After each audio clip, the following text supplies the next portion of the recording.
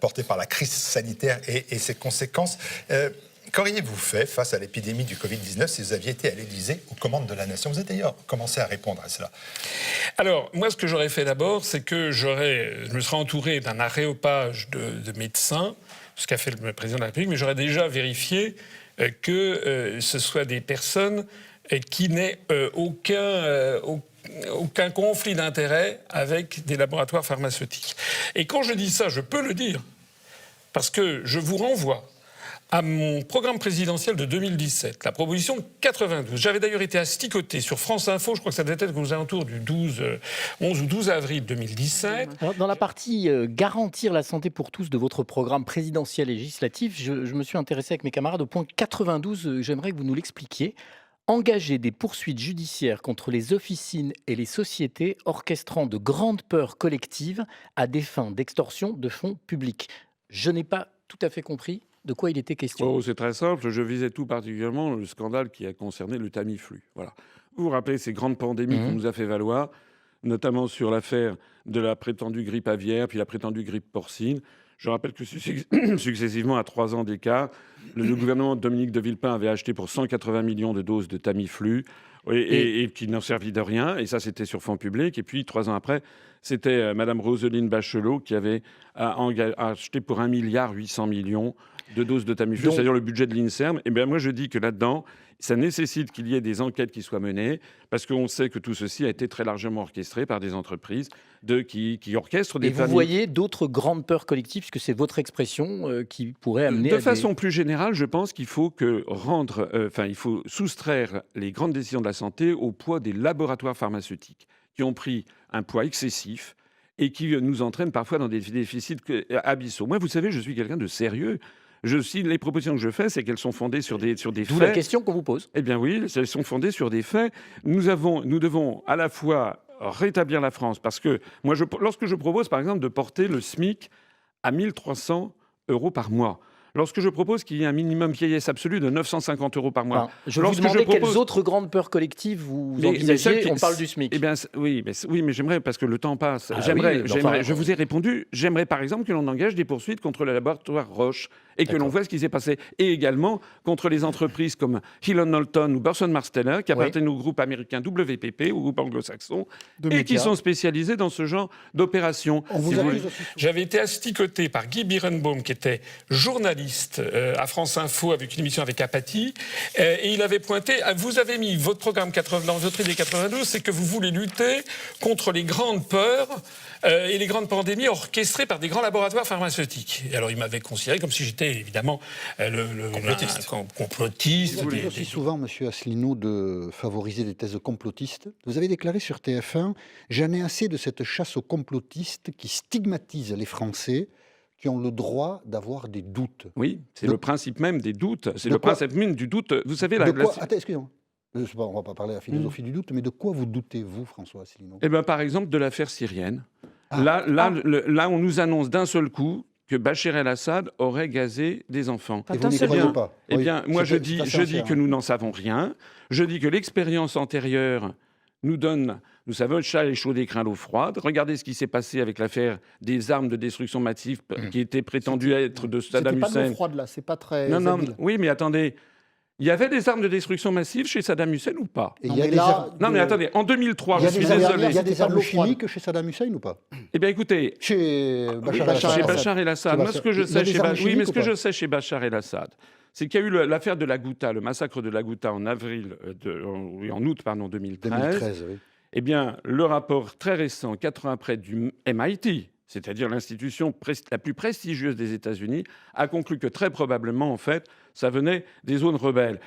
Je ne suis pas là pour défendre Bachar el-Assad, je suis là pour dire la vérité. Mais si, allez vous renseigner. Mais je ne suis pas le journaliste, c'est vous qui devriez aller vous renseigner. Et par ailleurs, mais allez vous renseigner. Je suis persuadé, vous savez, De Il quoi n'y aura pas de suite à ça parce que vous allez vous renseigner, vous allez découvrir que mes informations sont justes et que d'un seul coup, tout le monde va se taire. Vous avez des informations ? Effectivement, parce que je prenais appui sur ce qui s'était produit déjà avec l'affaire, vous savez, de la grippe porcine, la grippe aviaire, on avait dépensé des sommes folles, et tout ça, on avait su ensuite que c'était des peurs, des paniques qui avaient été orchestrées par des grands laboratoires pharmaceutiques, notamment par un grand groupe américain qui s'appelle WPP, avec Burson Marsteller, qui est une espèce de compagnie, société américaine, qui organise, qui fait des relations publiques, mais on met tout dans les relations publiques.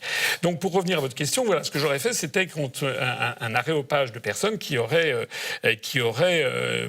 conseillé, en vérifiant bien qu'ils ne militaient pas spécialement pour une cause plutôt qu'une autre. Ils crèvent les yeux, hein, comme disent les Anglais, ils parlent de elephant in the room. Hein, c'est comme s'il y avait un éléphant dans la pièce, ils crèvent les yeux, que nous avons des gens qui sont en fait, qui promeuvent une solution plutôt qu'une autre, le remdesivir du laboratoire Gilead notamment, et qu'on a l'impression que tous les arguments qui peuvent être opposés à ça sont considérés comme nuls et non avenus. Il y a aussi autre chose, c'est que les premières informations sur cette pandémie ont été connus dès le mois d'octobre ou novembre 2019 et on n'a rien fait. Sans tomber dans le cynisme, il y a beaucoup des plus âgés de ce pays qui ne seront plus électeurs en 2022 parce qu'ils seront morts. On n'a rien fait, on aurait pu quand même commander des masques en priorité, parce que les masques, là on nous impose des masques, moi je suis un peu comme tous les Français, j'ai des doutes, hein, d'autant plus que moi j'écoute beaucoup de choses, donc on a des avis très tranchés, y compris dans ma famille. Parce que ma fille, qui est médecin, qui est en 8e année de médecine, qui passe sa thèse bientôt, qui est en gynécologie et obstétrique, son compagnon qui est également médecin, eux quand je leur parle, eux, ils sont très mainstream comme on dit. Hein. Évitons que papy et mamie aillent chercher les enfants à l'école. Non, mais ils sont très... Et puis quand je vois d'autres amis ou d'autres médecins qui, eux, sont du côté plutôt Raoult. Bonsoir. Son Altesse, tu es en retard. J'adore être accueilli par tes brillantes remarques. Mais dis donc, t'es toujours aussi magnifique. Tu veux rire? Toujours aussi charmant. C'est curieux. Donc moi là-dedans, c'est vrai que je ne sais pas très bien. Mais ce que je sais en tout cas, c'est important ce que vous dites. Vous avez dit 2 fois, je vous ai entendu le dire, sur le Covid-19, je ne sais rien. Et je me suis dit, pour quelqu'un qui est toujours, c'est ce qu'il veut, hein, je veux dire, article 50. Vous savez, le petit-fils du général, tout à l'heure, en me faisant visiter la boisserie, m'a dit, on pouvait parler très librement, la seule chose qu'on n'a pas le droit de faire, c'est se plaindre. Ah bon? Oui. Et ben, je trouve que c'était une bonne pratique qu'avait le général. Oui. Ah, sinon, article 50, il sait ce qu'il veut. Et là, d'un seul coup, sur le Covid, je ne sais rien. C'est troublant quand même. Qui est prêt à se faire couper une main? Vous êtes prêt à vous faire couper la main, vous, pour dire voilà ce que c'est que le Covid? Moi, ce que je sais, c'est que j'ai l'esprit ouvert. Je regarde ce qui se passe, il y a des choses qui me paraissent peu crédibles et je réappliquerai ce qui est le principe de précaution. Le principe de précaution, c'était d'avoir des masques, par exemple, et de les commander au plus vite, ce qui n'a pas été fait. Parce qu'on impose des masques maintenant où l'épidémie, pour l'instant en tout cas, n'existe plus, même si, paraît-il, elle va recommencer. Et puis, au moment où il y avait l'épidémie, c'est là qu'on n'avait pas de masque. Et reconnaissez avec moi que le gouvernement a quand même été en dessous de tout. C'est pas moi qui l'ai inventé. Vous avez eu Madame Buzyn, vous avez eu Madame la porte-parole, Sibeth Ndiaye, qui expliquait aux Français que porter des masques, c'était néfaste. Et maintenant, on impose, si vous retirez un masque pour manger un pain au chocolat, on vous impose une amende de 135 €. Elle reflète le fait que le monde de la procréation a changé. Qu'on est dans un monde où les femmes, des femmes seules, des couples de femmes, peuvent aussi faire un enfant dans d'autres conditions. Elles peuvent le faire à l'étranger, elles peuvent le faire avec un ami, elles peuvent le faire dans d'autres conditions. Et qui nous paraît nécessaire d'avoir une vision globale et un cadre général très global autour de ça. Qui a de la part de ces femmes une demande, une demande qui tourne autour du désir d'enfant, qui est un élément qui n'est pas suffisant, bien sûr, mais qui est un élément à prendre en compte. Et enfin, que dans ce monde qui change autour de la procréation, et qui n'est pas terminé, il y aura d'autres très grandes questions qui se poseront autour de la procréation, il faut à un moment donné que le cadre se crée. Et c'est dans cet esprit-là que nous confirmons donc notre position. Il y a quelque chose qui cloche. Maintenant, les barrières. Voilà, il y a quelque chose qui cloche et qui donne l'impression aux Français que c'est pas clair, qu'il y a des choses bizarres qui sont derrière. Et je l'ai montré d'ailleurs je refais de la publicité pour cette vidéo que j'ai sortie récemment, l'affaire de la Biélorussie et du Covid est absolument incroyable. Le FMI, le Fonds monétaire international, a proposé au gouvernement du président Loukachenko en Biélorussie, alors tout ça n'a rien à voir avec les problèmes politiques par ailleurs, mais il avait proposé depuis plusieurs semaines un prêt de 940 millions de dollars à la Biélorussie, à condition que la Biélorussie change sa politique vis-à-vis du Covid et mette toute la population en confinement et de masque. C'est incroyable. Comment peut-on mélanger? Comment le FMI peut-il donner des décisions, imposer des décisions en ce sens? Et le plus incroyable, c'est quand vous allez sur la réalité des choses. Quand vous voyez le nombre de morts par habitant dans la plupart des pays occidentaux, le pompon, si j'ose dire, malheureusement, c'est la Belgique où il y a quelque chose comme 850 morts par million d'habitants de la Covid-19 en Belgique, mais vous avez l'Espagne, l'Italie, les États-Unis, le Brésil, la France, tout ça, c'est pas brillant. En France, on était à 450 morts par million d'habitants sur la Covid-19 fin août. J'ai regardé la Biélorussie, ils en sont à 63. Et on va leur donner des leçons. Qu'est-ce que c'est que cette histoire? Je vais demander à tous nos concitoyens d'avoir cet esprit de responsabilité, de faire ce sacrifice. Je sais que c'est parfois un crève-cœur, mais il faut au maximum éviter de visiter nos anciens. Vous savez, le pays se tiendrait autrement si on était comme ça. Non mais on ne se rend pas compte de la chance immense qu'on a. Écoutez. On vit de plus en plus vieux dans notre pays en bonne santé. On va tout faire. On fait tout et je peux vous dire qu'on investit, on a une santé de qualité. On a bien travaillé. Vous avez travaillé, vous avez payé la retraite de ceux qui étaient avant vous, qui vivaient moins longtemps. Aujourd'hui, ils ne pourront pas nous la payer. Ils ne pourront pas se la payer. Si, parce qu'ils payent la vôtre aujourd'hui. Les plus jeunes ne fassent pas partie de ces visites parce que, comme on le sait aujourd'hui, ils transmettent beaucoup le virus. Ça, c'est très important, c'est le premier point de discipline. Et pendant la crise, il faut le faire. Je sais que c'est dur et donc il faut essayer de communiquer différemment, c'est pour protéger. Ils sont jeunes et soutiennent Emmanuel Macron. La colère des retraités, tous la trouvent légitime, mais Issam a un message pour eux. Jouez le jeu, aidez-nous. On demande un effort donc à nos retraités. Moi, je suis bien passé pour le dire. Moi, j'ai mon père qui est retraité et lui aussi il a impacté, mais il comprend tout à fait que il doit contribuer justement donc, à la relance économique. Contribution justifiée d'après Corentin. Les retraités d'aujourd'hui qui sont aujourd'hui mécontents sont quand même la génération dorée puisqu'ils connaissaient quand même les 30 Glorieuses. Parce que nous allons affronter cette épidémie dans la durée, je ne sais pas vous en donner la durée précise, mais il y aura plusieurs semaines à coup sûr dans cette situation. Et je ne sais pas en donner le nombre. Et donc il faut que les mesures que nous prenions soient des mesures rigoureuses, responsables, et qu'on puisse aussi tenir dans la durée.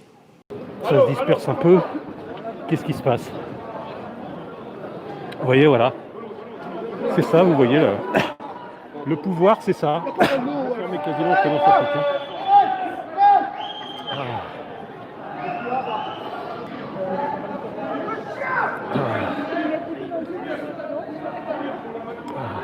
Il y a le bar qui est ouvert, les gars. Qu'est-ce qu'il faut? Qu'est-ce qu'il faut? Du collier. Vous avez quelque chose à dire pour remercier Christophe Castaner? Non? Tu tournes. Allez-y, madame. Vous remerciez Christophe Castaner de vous avoir gazé? Non, je veux que M. Macron ait le courage de vivre avec 800 € par mois, qu'il le fasse une fois seulement. Voilà. Et on se revoit dans un mois. Très bien, merci madame. Voilà. Tous ensemble. Voilà. La priorité aujourd'hui est de protéger les plus fragiles dans notre société. La nation est derrière ses aînés. Et dans nos priorités, il y a la protection justement de nos aînés, qu'ils soient à la maison, qu'ils soient à l'hôpital ou qu'ils soient en EHPAD. Là, vous nous avez vraiment pompé. Non, c'est pas vrai. Mais je vais vous expliquer. Les retraités, dites donc. Oui, mais je vais vous expliquer. On a travaillé toute notre vie. Mais vous avez travaillé toute votre vie, pourquoi? Est-ce que vous lui donnez raison? Est-ce que les retraités doivent payer? Oui, ceux qui sont nés entre 45 et 55, les baby-boomers, ils n'ont pas connu de guerre mondiale ni coloniale, ils n'ont pas connu la crise, ils ont grandi dans les 30 glorieuses, ils ont eu peu de chômage, voire pas du tout, ils ont trouvé de bons postes, ils ont pris leur retraite à un moment où on peut la financer, ils ont gagné de l'espérance de vie, parce qu'on n'avait pas prévu leur naissance, mais ils vont vivre très longtemps. Tout ça financé par la solidarité, pas financé sur leurs économies. En plus, ils ont vécu les années 60, ils étaient jeunes au moment du rock'n'roll, de la libération des mœurs, ils ont épanoui leur sexualité entre la fin de la syphilis et le début du sida. Enfin bref, c'est des enfants gâtés. C'est des enfants gâtés du siècle. Pour avoir une retraite, hein? Non. Si vous regardez le système français tel qu'on l'a, vous avez travaillé toute votre vie pour payer la retraite de vos aînés. Moi j'ai beaucoup de respect pour les personnes âgées et pour celles et ceux qui sont à la retraite, mais je suis aussi obligé de remettre en marche l'économie du pays. Et donc la CSG, on ne l'a pas fait pour pomper comme vous dites. Non, on l'a fait, je l'ai expliqué dès la campagne. L'engagement que je prends ici, devant vous, c'est que toutes les petites retraites auront leur pouvoir d'achat protégé avec moi. Et en particulier les 40% de retraités qui ne payent pas la CSG, qui payent cette CSG à taux super réduit, ceux-là non seulement ne verront aucune augmentation de leur CSG, mais leur pouvoir d'achat protégé. Parce qu'ils ont, durant ces dernières années, de gauche et de droite, été profondément touchés. Ceux-là, je veux les protéger. Qu'est-ce que c'est que cette histoire ? On a baissé de 3 points toutes les cotisations salariales.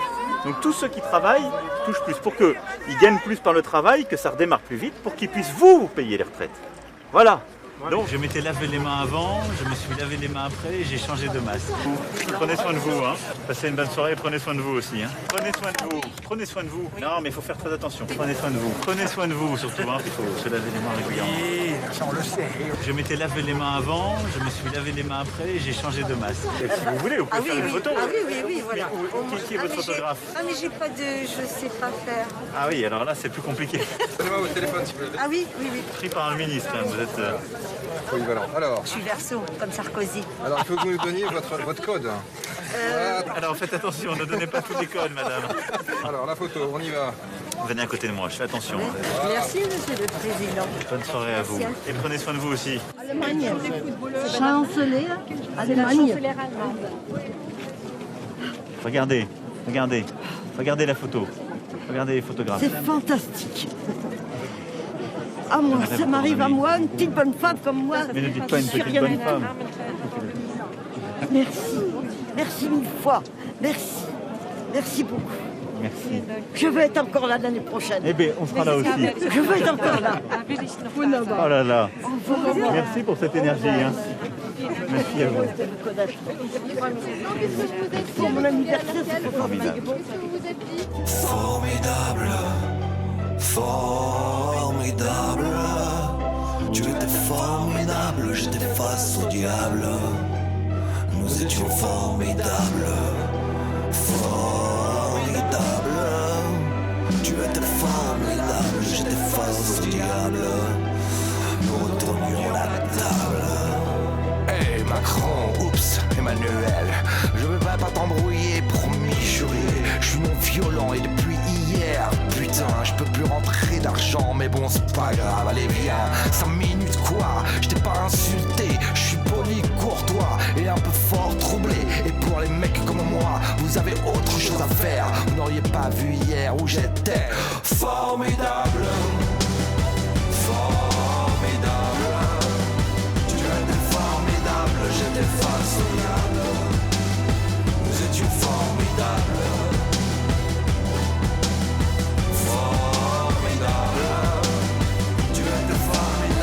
J'étais face au diable.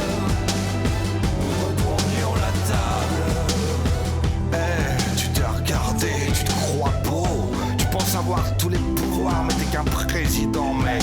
T'emballes pas, on va dégager car on n'a pas le choix. Et puis Merkel, tu lui as parlé. Si tu veux, on lui dit comme ça, c'est réglé. Et aux autres aussi, le Brexit nous a décidé. Attends 3 ans, 5 ans, et là tu vas voir. Formidable. Tu étais formidable, j'étais face au diable. Nous étions formidables.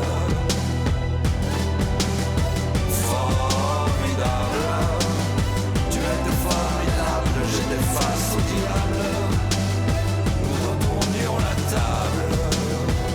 Brigitte, oh pardon mon con.